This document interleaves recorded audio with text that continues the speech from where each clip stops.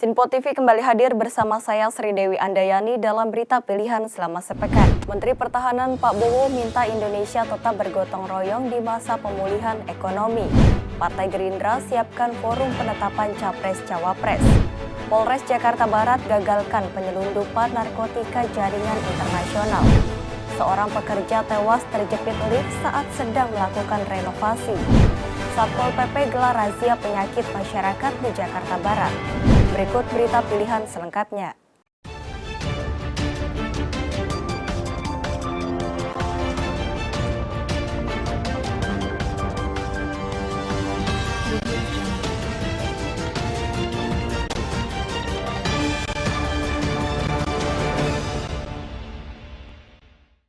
Di masa pemulihan ekonomi pasca pandemi, Menteri Pertahanan Pak Bowo tetap ingatkan seluruh lapisan masyarakat untuk bergotong royong.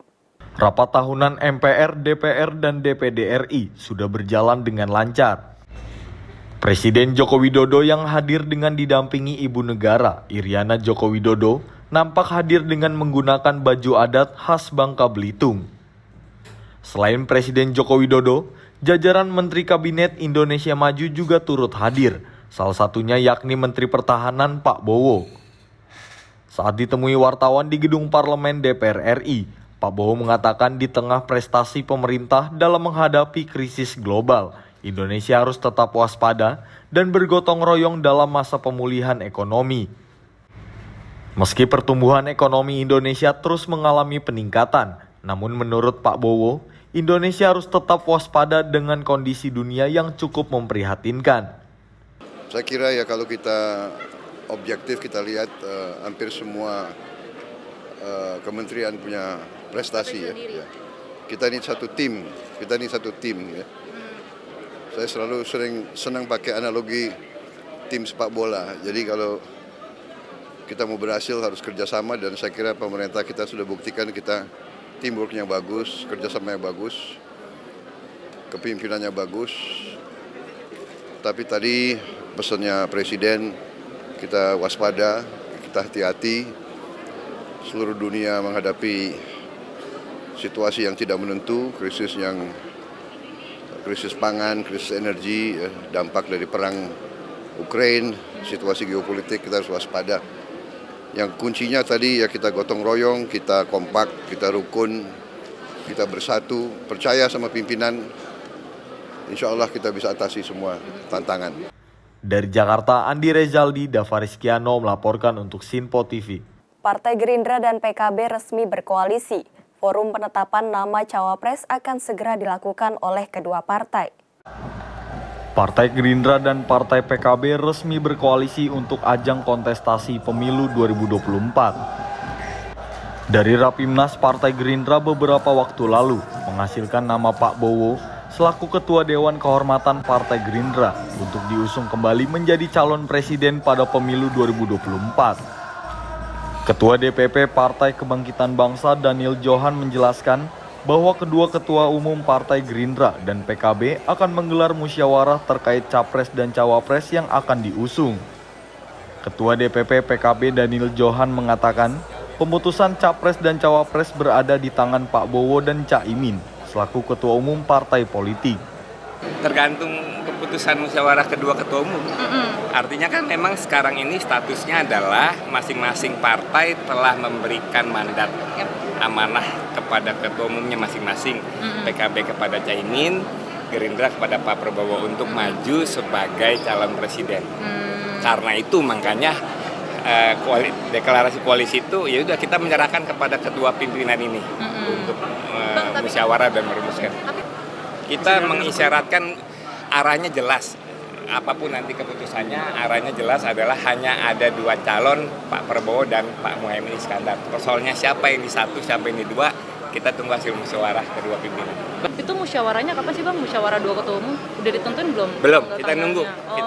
Kita nunggu. Mudah-mudahan kalau dari semangat kader mau makin cepat makin baik. Berarti di bulan-bulan ini Bang? Mudah-mudahan. Oke, Mudah-mudahan jadi salah satu hadiah 17-an. Yang penting paketnya berarti Pak Prabowo dan Caimin ya? Arahnya jelas, sejauh ini arahnya jelas, tidak ada calon lain. Yang muncul hanya Pak Prabowo dan Pak Muhaimin Iskandar. Di sisi lain, Ketua Umum Partai Gerindra Pak Bowo saat ditemui wartawan menuturkan kalimat ojo ke susu saat ditanyai terkait musyawarah yang akan dilakukan untuk memutuskan capres dan cawapres yang akan diusung Gerindra dan PKB. Rapimnas boleh nggak Pak? Kemarin Rapimnas sudah jelas kan, apalagi? nanti dibicarakan katanya musyawarah Ketua Umum Gerindra, Bapak dan juga Caimin itu nanti akan menentukan presiden wakil presiden itu kapan sih Pak, dalam waktu dekat Pak? Atau seperti apa Pak? Ya kita lihatlah, tadi kan ada pesan kan, ojo ke susu. Ya. Dijelaskan Partai Gerindra dan PKB resmi mendeklarasikan koalisi untuk pemilu 2024. Hal itu dideklarasikan setelah penandatanganan deklarasi piagam koalisi di Sentul International Convention Center pada Sabtu lalu. Dari Jakarta, Andi Rezaldi Davarizkiano melaporkan untuk Sinpo TV. Turut meriahkan peringatan ulang tahun Indonesia yang ke-77, Presiden Jokowi menggunakan baju adat Buton dari Dolomani, Sulawesi Tenggara. Presiden Joko Widodo mengenakan baju adat Buton, Sulawesi Tenggara kala menghadiri upacara hari ulang tahun ke-77 Republik Indonesia di Istana Merdeka. Pakaian adat tersebut terdiri dari baju, celana panjang, sarung, serta kopiah dengan balutan warna dominan merah dan putih. Adapun saat mengenakan pakaian ini dilengkapi dengan kotango atau baju dalaman, lalu sulepe atau biasa disebut ikat pinggang, ewanga dalam bahasa Indonesia keris atau badik dan dilengkapi katuko atau tongkat.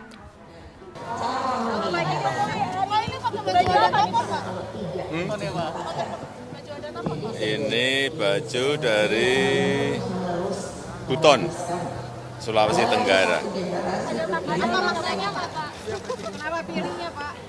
Ini baju Dolomani dari Buton. Udah. Maknanya dicari ke Buton.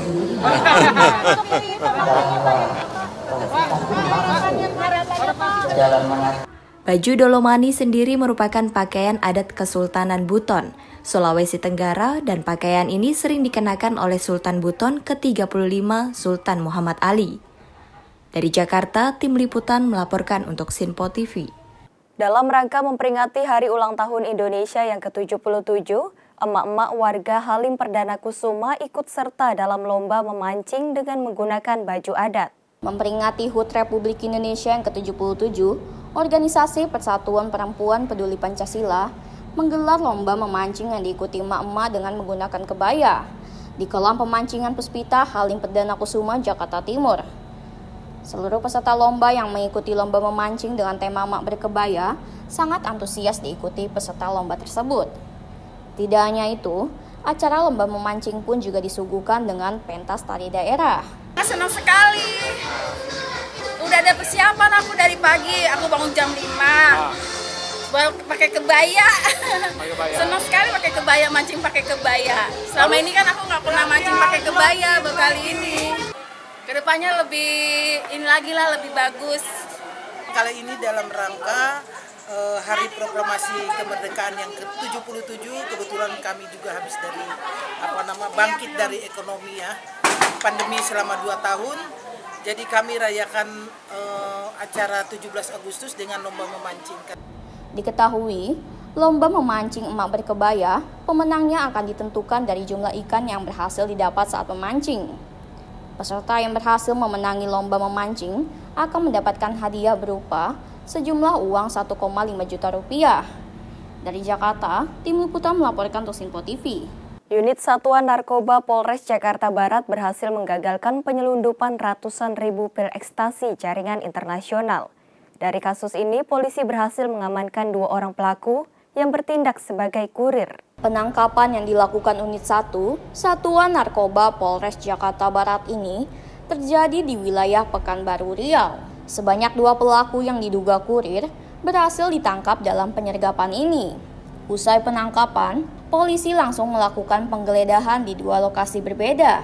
Hasilnya, ratusan ribu butir ekstasi siap edar dengan 2 jenis yang berbeda ditemukan.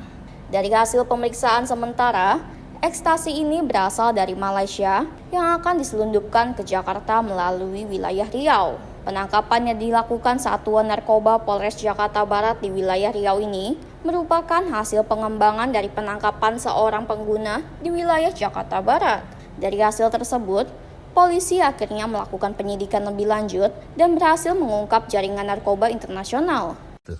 Kami dari Satuan Narkoba Polres Metro Jakarta Barat pada sore hari ini berhasil mengungkap ribuan ekstasi jaringan internasional, di mana ekstasi ini berasal dari Malaysia menggunakan jalur laut masuk ke Pekanbaru, dan rencana dari Pekanbaru akan diedarkan ke Jakarta.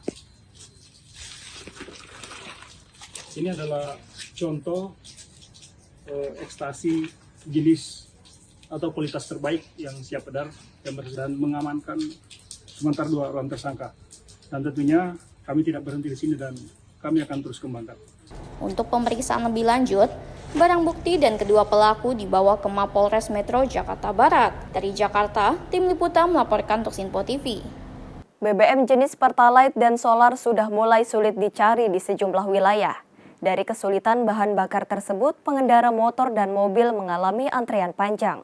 Antrean pengendara motor dan pengendara mobil mulai mendatangi salah satu stasiun pengisian bahan bakar umum di Jalan Dan Mogot, Grogol, Petamburan, Jakarta Barat sejak Senin malam. Umumnya antrean didominasi pengendara sepeda motor dan mobil yang mengisi BBM jenis Pertalite dan solar yang juga kini mulai langka dicari. Salah satu pengendara truk Maulana mengatakan sudah mencari dari kawasan Sunter hingga Pulau Gadung lantaran sulitnya mendapatkan BBM jenis solar. Sementara pengendara sepeda motor Agil mengatakan terbiasa mengisi Pertalite, namun saat ini dirinya pasrah dan tidak selalu menggunakan Pertalite akibat kekosongan di sejumlah SPBU di Jakarta. Tadi nyari bensin udah di mana aja? Nyari bensin udah di Sunter, di Sunter 1 sama di Pulau Gadung. Cuma sini doang yang ada. Oh, di sana habis semua? Habis. Bang, abang isinya apa tadi? Solar nih? Solar. Kalau harganya masih tetap normal, Bang? Kalau harga masih tetap normal kalau solar. Bang, abang sebagai pengendara mobil khawatir nggak, Bang, kalau BBM susah dicari kayak gini, Bang? Ya khawatir lah, Bang. Kerja gimana kita? Harapannya apa, Bang, depannya, Bang? Harapannya semoga ya kayak dulu lagi, normal lagi aja. Jadi solar gampang, mana-mana. Bang, ini abang tadi udah nyari kemana aja bensin, Bang? Jembatan 5, jalan panjang. Itu habis, Bang. Habis semua, Bang? Pertalite maupun Pertamax habis? Iya. Emang biasanya Bang pakainya Pertalite atau? Keduanya sih, Bang, yang ada aja yang cepat. Oh, yang ada aja, Bang, ya. Ini kalau di sini sendiri gimana, Bang? Ada nggak, Bang, Pertalite atau Pertamax? Oh, kurang tahu, Bang, ini juga kita ngantri aja udah. Oh, ikut ngantri aja dulu ya, Bang, ya? Bensin habis. Oh. Udah habis banget ya, Bang? Udah. Bang, abang nih sebagai pengendara ojek online khawatir nggak sih, Bang, dengan BBM yang kian langka nih, Bang? Jelas. Khawatir ya, Bang? Harapannya apa, Bang, ke depannya, Bang? Ya kalau bisa sih diperbanyak lagi dengan stok Pertalite, Pak. Soalnya dibutuhin banget sih. Dalam hal ini, para pengendara motor dan mobil berharap agar BBM jenis Pertalite maupun solar tidak lagi sulit dicari. Dari Jakarta, tim liputan melaporkan untuk Sinpo TV. Aksi komplotan pencurian kendaraan motor terekam kamera CCTV. Pelaku yang berjumlah 2 orang berhasil menggasak 1 unit motor yang terparkir di halaman rumah.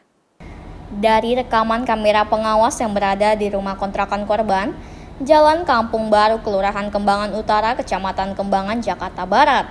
Komplotan pencuri kendaraan bermotor terekam jelas saat melancarkan aksinya pada hari Senin tanggal 15 Agustus lalu. Dalam rekaman CCTV, kawanan ini berjumlah 2 orang, melakukan aksinya dengan berbagi peran.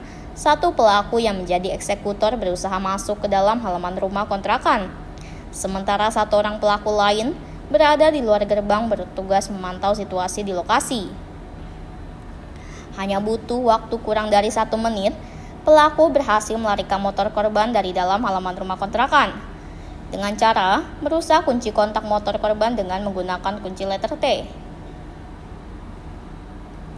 Menurut keterangan sejumlah warga, saat ditemui pada Kamis pagi, aksi pencurian kendaraan bermotor di kawasan ini memang sering terjadi. Dalam sebulan, sudah ada 3 motor warga pendatang yang hilang dicuri. Hari Senin, ya hari Senin pagi. Motor apa, Bu, yang diambil, Bu? Motor di hitam. Ini baru 3 kali. Sudah 3 kali? Kurun waktu berapa lama, Bu? Selama ngontrak di sini udah 3 kali nih. Kalau yang 2 kali terakhir ini selang sebulan doang. Iya. Korban sudah melaporkan ke pihak kepolisian, Bu? Ya? Udah lapor ke pihak kepolisian, Bu? Kayaknya Itu kan laporannya kendaraan bermotor. Dari rekaman CCTV ada berapa orang pelakunya, Pak? 2. Ada 2 orang. Iya, sering kali juga. Sudah berapa kali Pak yang sudah melapor ke Bapak? Baru 1 kali nih. Bapak siapa namanya Pak? Parisin. Parisin. Atas peristiwa pencurian kendaraan bermotor ini, korban diketahui telah melaporkan kejadian tersebut ke pihak kepolisian dengan membawa rekaman CCTV. Kini kasus masih dalam penyelidikan Polsek Kembangan, Jakarta Barat. Dari Jakarta, tim liputan melaporkan untuk Sinpo TV. Seorang pekerja tewas terjepit lift di sebuah ruko kawasan Komplek Taman Surya, Tanjung Duren, Jakarta Barat. Korban tewas mengenaskan saat sedang memperbaiki instalasi listrik. Jasad LDR, usia 53 tahun, warga Rawabuaya, Cengkareng, Jakarta Barat, tewas terjepit lift barang di sebuah ruko yang berada di Komplek Taman Surya, Tanjung Duren, Jakarta Barat. Pihak kepolisian dari Polsek Tanjung Duren yang tiba di lokasi kejadian langsung melakukan olah TKP dan mengidentifikasi jasad korban.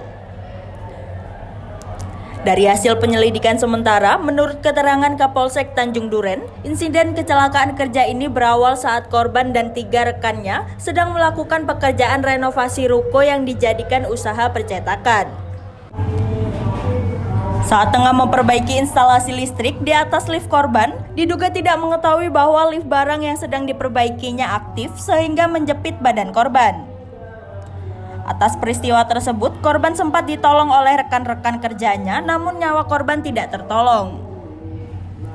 Dalam insiden kecelakaan kerja ini, pihak kepolisian akan melakukan pemeriksaan terhadap 3 rekan korban untuk mengetahui apakah laka kejadian ini ada motif kelalaian dari rekan kerjanya atau kelalaian dari korban itu sendiri.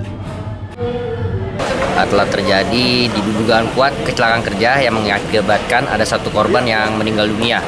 Ya, jadi kronologis awal yang kami dapatkan bahwa korban ini adalah pekerja di tempat ini, di mana ruko ini dalam tahap pemugaran atau renovasi, yang merupakan ruko ini tempat untuk percetakan, informasi yang kami dapat di awal. Dan ketika korban hendak melakukan reparasi di bagian atas lift, ya ternyata korban tidak menyadari bahwa lift ini ternyata aktif dan naik, ya sehingga pada saat kejadian itu korban tidak tahu korban berada di atas, badannya belum sempurna berada di atas lift, berada di posisi tengah sehingga terjepit. Inilah yang mengakibatkan korban meninggal dunia. Ketika terjadi kejadian itu, rekan-rekan yang lain berusaha untuk menolong, ya namun sudah dalam kondisi terjepit, kurang lebih seperti itu. Identitas inisial SDR, ya korban merupakan warga tinggalnya di Rawabuaya, Cengkareng, dan usia 54 tahun, dan untuk domisili asli yaitu di Lampung. Untuk kepentingan penyelidikan, jasad korban dibawa ke RSCM untuk diotopsi, sementara itu lokasi kejadian telah diberi garis polisi. Kasus kini masih ditangani pihak unit Reskrim Polsek Tanjung Duren. Dari Jakarta, tim liputan melaporkan untuk Sinpo TV. Bagi para pengguna jalan diminta untuk berhati-hati saat melintasi perlintasan kereta api. Seorang pemuda tewas ditabrak kereta saat mencoba melintasi palang pintu kereta yang sudah ditutup.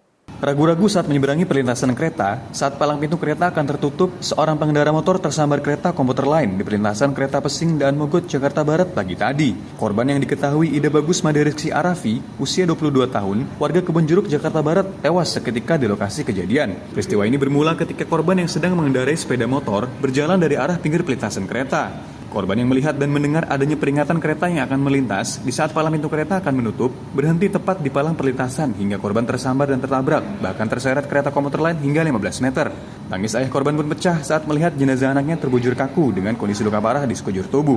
Kejadiannya, motor itu keluar dari kampung sini, terus dia masuk ke sini, waktu itu pintu sudah ditutup. Dia berhenti di garis kuning ini. Setelah berhenti di garis kuning, dia maju berhenti lagi, terus dia maju lagi. Jadi kereta pas sampai.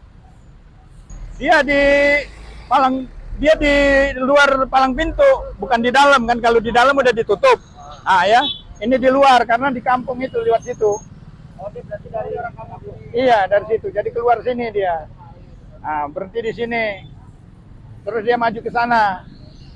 Maju ke sana, berhenti, terus maju lagi, kereta sampai. RT Jalan A nomor 10C. Nah, demikian identitas korban. Untuk kronologinya bagaimana? Kronologisnya, kalau informasi dari saksi, dia itu sudah palang kereta sudah tertutup. Mungkin yang bersangkutan masih tidak memperhatikan, lanjut dia terbawa kereta. Terseret maksudnya? Terseret dari arah sana ke arah sini. Baik. Terseretnya kira-kira berapa meter, Pak? Kira-kira bisa ada hitungan berapa meter ini? Ada 10 meter ya? 10 meter, 15 meter. Guna kepentingan penyelidikan lebih lanjut, selanjutnya jasad korban dibawa ke RSUD Tangerang, sementara motor korban yang rusak parah dibawa ke kantor unit Laka Lantas Jakarta Barat. Sementara imbas dari insiden ini, arus lalu lintas dari arah Cengkareng menuju Grogol sempat mengalami kemacetan. Dari Jakarta, tim liputan melaporkan untuk Sinpo TV. Satuan Polisi Pamong Praja Jakarta Barat menggelar operasi penyakit masyarakat di kawasan Kali Sekretaris Kebonjeruk. Dalam razia kali ini, 2 PSK yang sedang berkeluyuran berhasil dijaring petugas. Pekerja seks komersial atau PSK yang biasa beroperasi di Jalan Kali Sekretaris Kebonjeruk Jakarta Barat panik melihat kedatangan petugas Satpol PP yang saat itu sedang menggelar operasi penyakit masyarakat. Mereka yang terjaring sempat meronta-ronta seraya berteriak menolak untuk ditertibkan petugas. Terlihat dalam aksi penertiban, petugas sempat kewalahan saat menggelandang para PSK tersebut ke dalam mobil patroli. Tidak berhenti di sini, razia berlanjut ke Jalan Dan Mogot Jakarta Barat, di mana satu lagi PSK berhasil dijaring petugas. Dalam razia penyakit masyarakat kali ini, petugas Satpol PP hanya berhasil menjaring 2 PSK, di mana keduanya langsung dibawa ke kantor Kecamatan Grogol, Petamburan untuk didata. Razia pekat ini digelar guna menjaga ketertiban umum, khususnya menjelang HUT Kemerdekaan Republik Indonesia ke-77. Kegiatan malam ini kita melakukan kegiatan operasi untuk pekat di wilayah Grogol Petamburan, wilayah Kali Sekretaris. Tujuannya untuk pengendalian ketentraman, ketertiban. Ini juga menjadi keluhan daripada masyarakat, sehingga kita coba lakukan kegiatan-kegiatan ini dengan kerjasama dengan TNI dan Polri tentunya. Dan dalam hasil malam ini kita dapat 2 target, 2 penjangkauan, karena situasinya kita tidak bisa memaksakan. Ada beberapa target yang tidak terjangkau ya. Dan semoga dengan harapan ini kita bisa menekan kegiatan-kegiatan yang memang mengganggu ketertiban ketertiban.